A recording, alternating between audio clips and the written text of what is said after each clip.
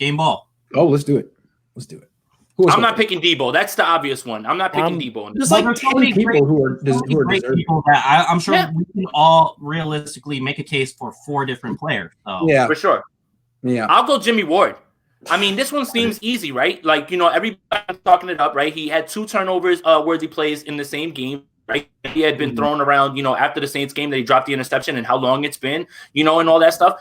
But Jimmy Ward, man, it seems like, Saleh was letting him play around in the box and was letting him play strong safety. So I think we got a really, really good look at what this secondary will look like.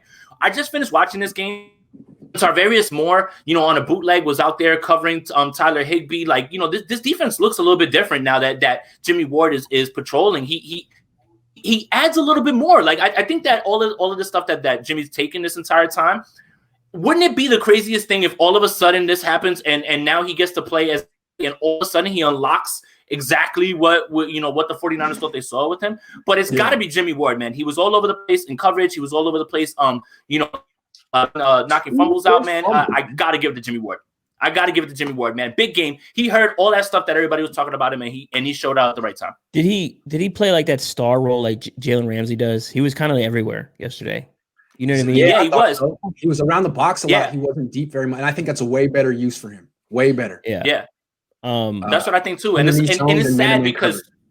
it's sad because a lot of people have been asking for that. Like, had already been asking for him to stop being the safety valve in the back, especially since Tarvarius Moore can close and go deep with the best of them. So, I mean, I think it was just eye-opening. Maybe the 49ers found out, what they should really be doing with Jimmy Ward.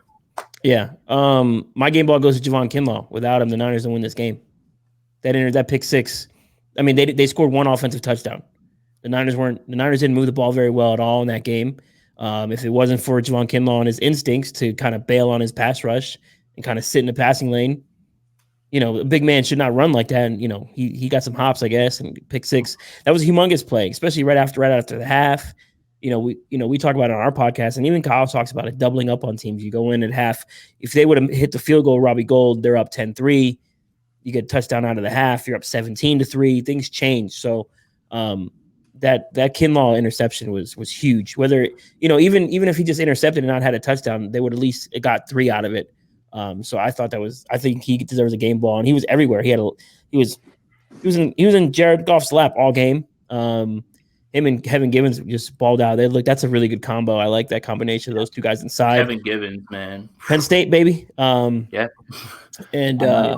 Yeah, I think I mean I'm just gonna go with my guy Kinlaw because I was pounding the table for him in the draft process, everything. So Kinlaw game ball for me. Those are 2 really good ones. I can't quarrel with that. And then of course Deebo Samuel. The Niners wouldn't have had an offense. He was the offense in this game. So I don't need to say much about him. I want to go like a couple undercover guy or one undercover guy, just because Kerry Hyder. I don't think we've talked about, or I don't think people have talked about him enough. Like. When you preview a game, no one's ever like, well, what is this defense like? How is this team going to account for Kerry Hyder? I don't think of him that way, but he has 7.5 sacks through 11 games. This guy could finish the season with more sacks than Nick Bosa had last year or Eric Armstead had last year. Like, just because he's not a household name, we don't talk about him, but he's in the running for team MVP this year. He's having a great year, and he's going to make a lot of money next year. He's a great story. Kerry Hyder, 2 sacks. Yeah. And that second one was on a big 3rd down play as well. He was the only guy creating any type of pressure on that play. So who knows if he doesn't get that sack, Goff might have had enough time to convert that 3rd down. And he has more sacks than D4 does in a Niner uniform.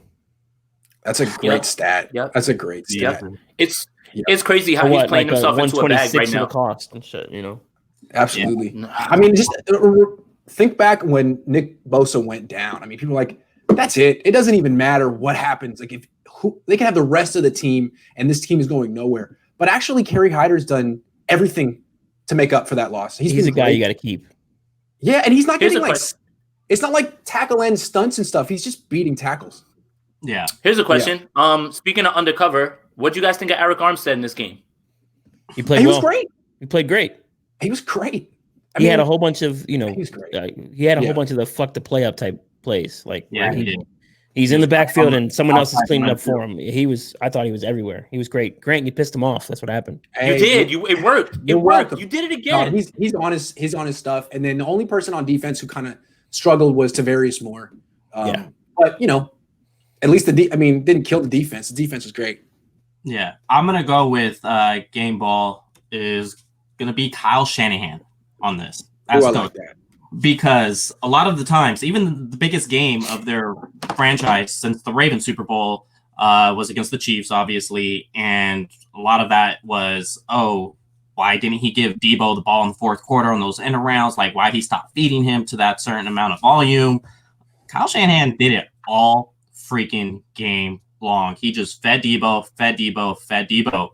And I like seeing that confidence that he has in Debo Samuel and not saying, okay, let me try to give this guy a break. Because Debo had that slant that went for, 30-something yards. It zoomed right in on him, and he was gassed. He's breathing heavy. Yeah. Very next play, Shanahan gave it to Debo on the bubble screen. So he just kept feeding Debo, didn't let him let up and try to figure out other ways to win, like say try to have McKinnon do a wheel route or something. He said, "Nah, I'm gonna get." Don't trick him. Yeah. Sometimes it's better. Sometimes it's best that college keeps it simple. Like, sometimes he gets too cute. Like, listen, your quarterbacks can't make these throws. Yep. Keep it simple. The slants, the little screen passes, those little shuffle passes. Keep it simple. Yeah. I get scared every time Jimmy and Nick throws the ball past 5 yards, and it's so annoying. But just keep it where it needs to be. I thought Debo had that last slant pass that he had. He boxed out Jalen Ramsey. Yeah. And shout out to our guys, Jose. Those 3 Ravens defenders, they did a really good job. Rams defenders did a good job. Oh yeah, all 3 of them. All 3. That was hella funny. Hey, 2 more names real quick. Robert Saleh.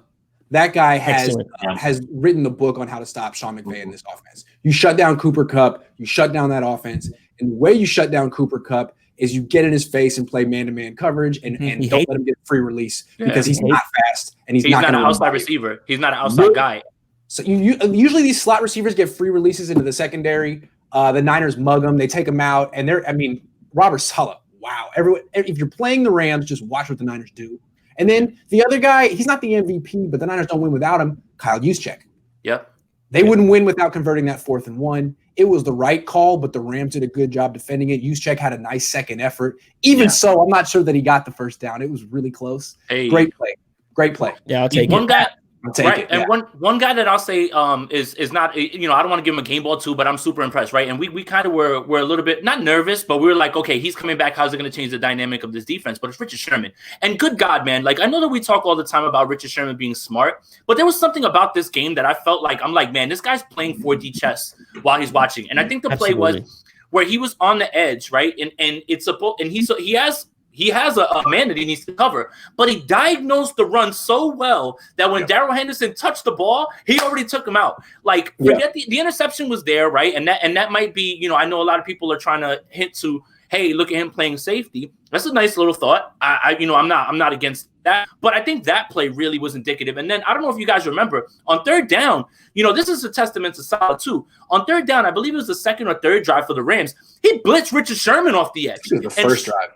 It was right off the bat. It was great. Right. It was the first pressure they brought. Yeah. That's what I'm saying. And he was smart enough to disguise it, right? Because he takes a step back and then he played the snap count perfectly. Like they got the first down, but then eventually they got the fumble right after. But I was impressed with the way that it's like usually that's just a nickel corner. For you to have Sherm come off the edge like that, Robert Saleh's really dipping into his bag right now. And it's showing that he's trying to be versatile with what he's bringing.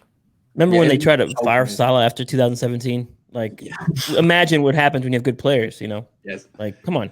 And the thing with Sherman is him and Verrett, they have so much respect. They command so much respect. Emmanuel Mosley's a solid corner, but teams go after him. They're like, we'll see what you got this week, and we're going to go after you relentlessly. With Sherman and Verrett, like the most the Rams are willing to do were throw like 6-yard outs or curls. And when they did go deep, they got picked. So you kind of have a confidence watching this Niners defense with those two on the field, like, well, I don't know how this team is going to throw the ball, but it's not going to be outside. They're going to have to throw the ball through a lot of congestion over the middle, and good luck with that because the Niners have Fred Warner and Jimmy Ward over there. Name recognition, man. Verrett and Sherman. Name recognition. It's like, And they both have instincts as well. That's something they do, is peeling off their man to go intercept the ball. That's something we've seen them both do now, not just sit in a zone and just, oh, okay, well, this ball's going to end up in my zone. Sherman actually peeled off that to get the interception. Yeah, it was a terrible overthrow, but still to have the instincts of, okay, I'm going to peel it off and go on the 7 route and just have that interception land in his lap. That's something they both have, and they do really, really well compared to Mosley's probably the better athlete.